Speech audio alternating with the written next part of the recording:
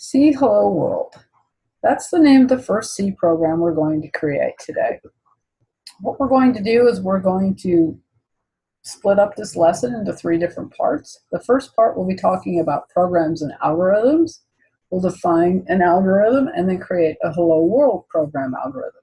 In part 2, we'll actually talk about the structure of a C program. We're going to take our algorithm, which is a series of steps we want to implement, and convert them to C code. We'll learn about the C form and syntax in order to do that. When we complete part 2 of the program structure, then we'll be ready to actually create an executable C program that displays the message Hello World on the screen. So in part 3, we'll actually talk about the code blocks IDE, integrated development environment, and the tools that we need to do that. All right, let's go ahead and start with part 1, programs and algorithms. We're going to define a program as a set of detailed instructions telling the computer how to respond to inputs. As of today, most computers cannot decide what to do on their own or think for themselves. Everything they do is based on a series of algorithms and a set of programming instructions that are in there. Now that is changing with robotics and machine learning. There are some machines that are beginning to have code in them where they can make decisions based not entirely on the code, but based on what they've learned in their environment. We won't be writing that type of code. Our programs will be responding to exactly what we tell them to do. We'll learn over the course of these lessons that before we ever write a program, we have to have a problem to solve. Right, so we're going to come up with a specific problem. Today it's going to be displaying the message Hello World on the screen. And we'll learn how to write an algorithm to solve that problem and then turn it into C code. So remember, we're always solving a problem first. So our formal problem statement will be write a C program. So that information, write a C program, tells us the language that we want to use to implement this problem solution. What the program's supposed to do is display the message Hello World on the computer's video screen. And you can see in this window right here, we'll get a result that looks just like this. Before we write the program, we have to develop an algorithm, and we have to know what an algorithm is first.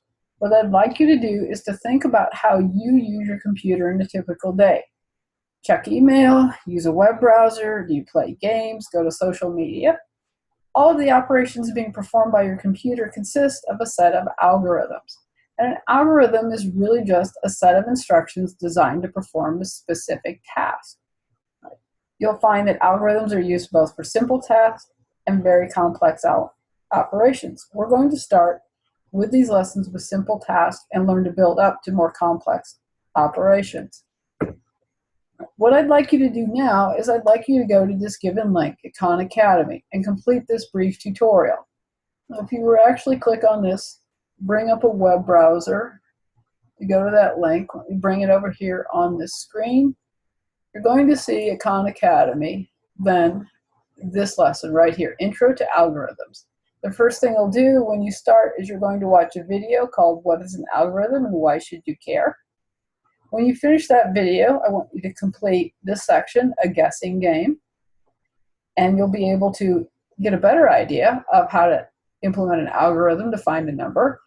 Another common set of algorithms is route finding. This gives you a very good example and definition of these algorithms.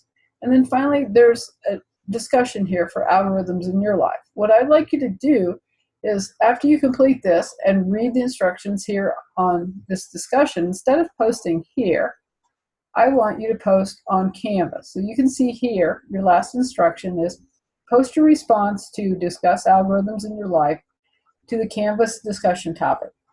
Out on our Canvas class website, there is a discussion forum for this particular topic. So post your information there so that the entire class can see your answer and we can respond to it as well.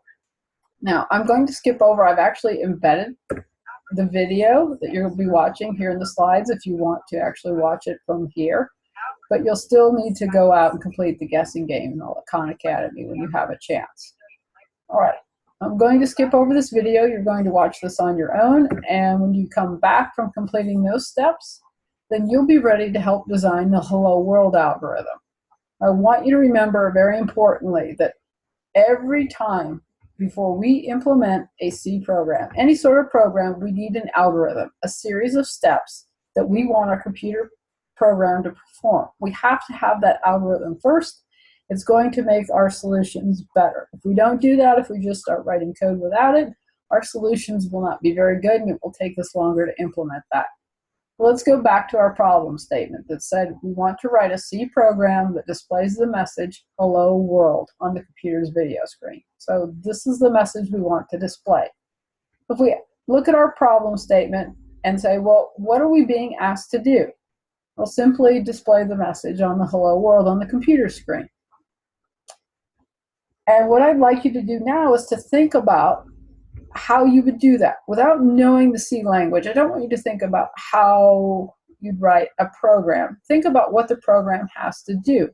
So if you think about it then, well, our program should start running. Anytime you use a program, a lot of times you double click to start the program running. So our program should start running. The next thing we wanted to do is to display that message, "Hello world," on the screen.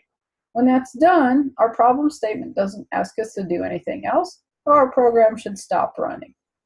So visually then, we've created an algorithm that looks like this. We said we want to start the program, we want to display the message "Hello world" on the screen, and we want to stop the program. But here it is in English. Here it is pictorially in something called a flow chart. And we have the symbol for start. We have the arrow of direction after start. The next sequence of action should be display this message, "Hello world." Following the arrow down, the last thing our program should do is to stop that. All right, so now we have a simple algorithm that we'd like to turn into a C program. We know the series of steps our program has to complete. Remember, our program is a sequence of instructions. So our program will be a sequence of instructions that implements these steps.